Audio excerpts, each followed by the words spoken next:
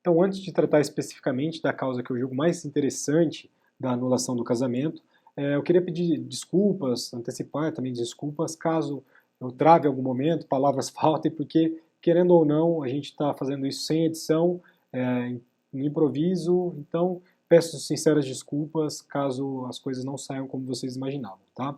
Então vamos lá para a hipótese que é o casamento celebrado havendo erro essencial quanto à pessoa do outro cônjuge. Isso está lá no inciso 3º do nosso 1550, que é o artigo específico que a gente está trabalhando acerca da anulação do casamento.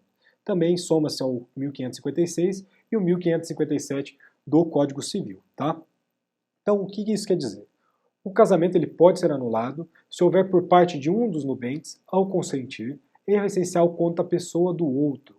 Isso sugere um termo latim que é o error in persona. Existe também possibilidades nos concursos de cair esse termo, error in persona. Caiu esse termo, lembre-se do inciso 3º do artigo 1550, tá?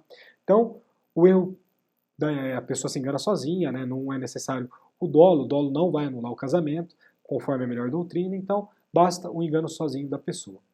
Uma causa que merece extremo destaque é a Lei 13.146 de 2015, que instituiu o Estatuto da Pessoa com Deficiência, que trouxe severas alterações para o 1557 da codificação material, em especial pela alteração do inciso 3º e a revogação do inciso 4º do 1557. Então, vamos tratar cada inciso de forma especificada.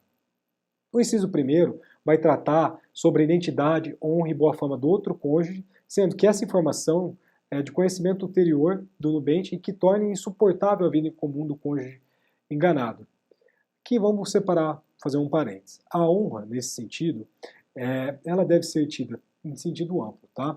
Seja a honra subjetiva, que no caso é a autoestima, suponhamos, quanto a reputação social, que é a honra objetiva. Lembre-se que no caso de pessoas jurídicas, existe a possibilidade delas serem indenizadas por danos morais graças à sua honra objetiva, ou seja, a sua reputação social. A reputação social, nesse inciso 1º, traria especificamente uma noção relacionada à boa fama, né? Então, a boa fama, que está lá no inciso 1º, é um complemento da honra objetiva para nós, tá? São vários exemplos que a doutrina e a jurisprudência tratam acerca desse inciso, que são extremamente interessantes, como, por exemplo, casamento celebrado com homossexual, com bissexual, um transexual operado que não revelou sua situação anterior, um viciado em tóxicos, com o irmão gêmeo de uma pessoa, com pessoa violenta, com viciado em jogos de azar, com pessoa adepta de práticas sexuais não convencionais, entre outras hipóteses. Trago para vocês aqui uma apelação civil que foi julgada no Tribunal de Justiça do Rio de Janeiro, de 2009, em que uma pessoa idosa foi julgada ingênua e se casou com uma mulher 29 anos mais jovem, pensando que essa pessoa lhe tinha afeto, mas na realidade a questão era extremamente somente patrimonial. Então existia um erro em persona através desse inciso 1 e essa foi a fundamentação do Tribunal de Justiça do Estado do Rio de Janeiro para declarar anulável esse casamento. No inciso 2º, é a ignorância de crime anterior ao casamento e que por sua natureza torne insuportável a vida conjugal como o requisito da insuportabilidade aqui ele vai prevalecer, não há necessidade do trânsito em julgado da sentença penal, bastando a repercussão social do crime. Um exemplo, casei com uma traficante de drogas. Essa traficante de drogas já saiu em inúmeras matérias dela no Datena, etc., da vida, mas eu não tinha conhecimento e esse conhecimento vem posterior à celebração desse meu casamento. Só que isso torna a minha convivência extremamente insuportável com ela, porque eu sou munido de boa fé, objetiva, subjetiva, tenho uma conduta ilibada, sou praticamente um ministro do STF, só falta me indicar. Então, eu não estou extremamente incomodado com aquilo, a minha convivência com ela é insuportável, então vai prevalecer esse requisito da insuportabilidade, tá? Por sua vez, no inciso 3º, a ignorância também é anterior ao casamento, todos aqui são anteriores ao casamento, de defeito físico irremediável que não caracterize deficiência, isso destaquem porque esse que não caracteriza deficiência foi um acréscimo trazido pela 13.146 de 2015, ou moléstia grave e transmissível pelo contágio ou pela herança, capaz de pôr em risco a saúde do outro cônjuge ou de sua descendência. Então pontua-se que ele aqui a lei específica 3.146 novamente, que incluiu essa exceção destacada do que não caracterize deficiência, tá?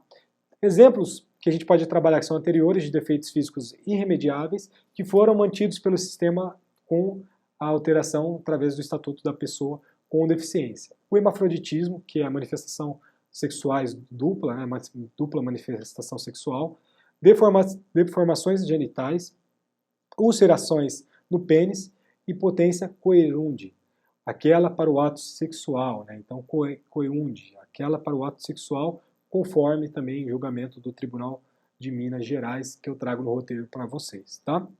É importante destacar que a impotência generandi ou coincipiente para ter filhos, no caso, então, não gera essa anulabilidade, tá, do casamento. Então, se eu não posso ter filho, não é causa de anulação do casamento.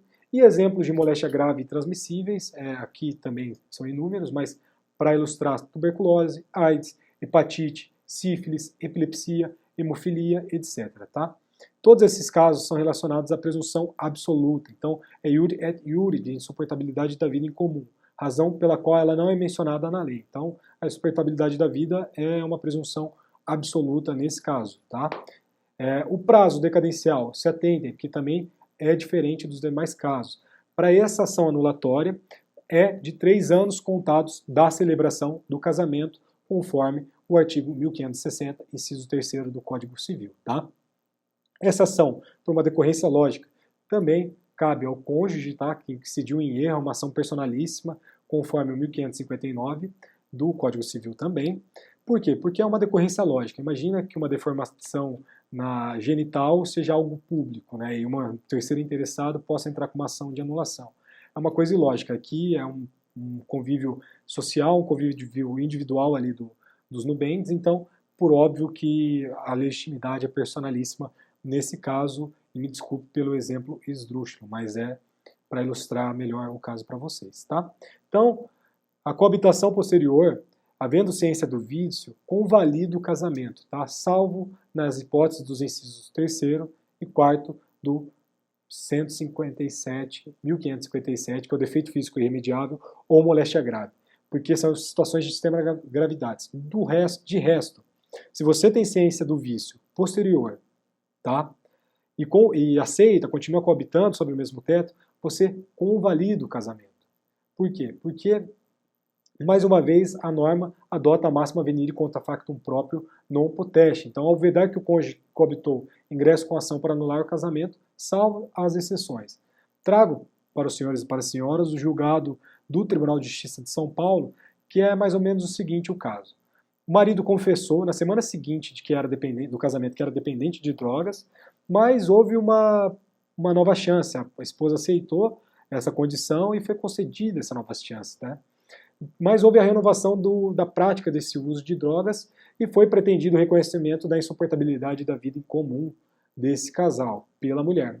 E não foi acolhido pelo Tribunal de Justiça de São Paulo sobre o fundamento dessa convalidação através da coabitação, que já afasta o pleito da anulação conforme o artigo 1559 do nosso Código Civil. Tá? Então, vou fechar mais esse vídeo e vou trabalhar as últimas hipóteses em outro vídeo separado que são um pouco mais simples. Tá? Obrigadão.